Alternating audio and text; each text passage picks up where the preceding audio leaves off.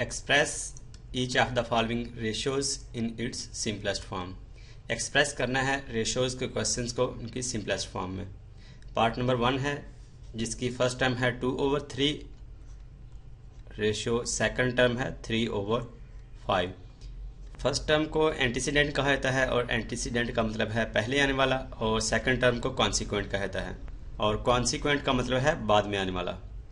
Ratio का question है, इसको एक्सप्रेस करना है सिंपलेस्ट फॉर्म में।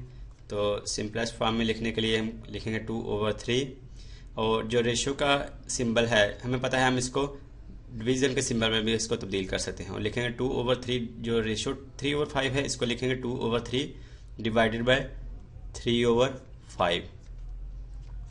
अब 2/3 ये जो डिवीज़न का सिंबल है इसको चेंज कर देंगे मल्टीप्लिकेशन के सिंबल से, और 3/5 जो उसके बाद सेकंड टर्म आ रही है इसका रेसिप्रोकल ले लेंगे, यानी कि जो 3 नोमिनेटर में है इसको डिनोमिनेटर में ले जाएंगे और जो डिनोमिनेटर में 5 है इसको नोमिनेटर में ले लेंगे। 3/5 है इसको लिखेंगे 5/3।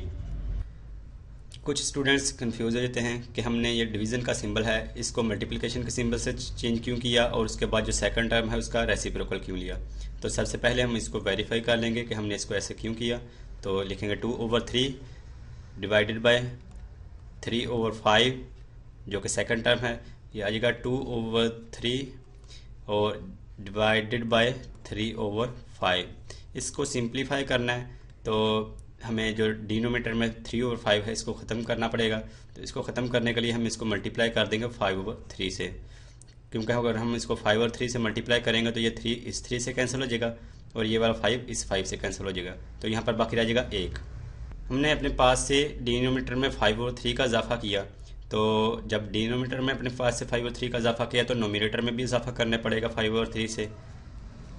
तो इस तरह ये आ गया 2/3 मल्टीप्लाई बाय 5/3, और डिनोमिनेटर में बाकी 1 रह गया था, तो जब डिनोमिनेटर में 1 हो तो उसको लिखने की ज़रूरत नहीं होती। तो यहाँ पर ये आ गया 2/3 मल्टीप्लाई बाय 5/3, जैसे कि यहाँ पर भी ये आया था 2/3 मल्टीप्लाई बाय 5/3।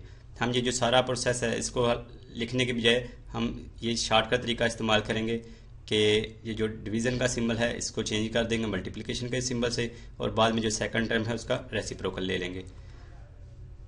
अब हम नोमिनेटर को नोमिनेटर से मल्टीप्लाई कर देंगे और डिनोमिनेटर को डिनोमिनेटर से मल्टीप्लाई कर देंगे। तो 2 को 5 से मल्टीप्लाई किया तो आएगा 10 डिवाइडेड बाय 3 को 3 से मल्टीप्लाई किया तो 9। जो 10/9 है इसको अगर हम रेशियो की शक्ल में लिखेंगे तो लिखेंगे 10/9।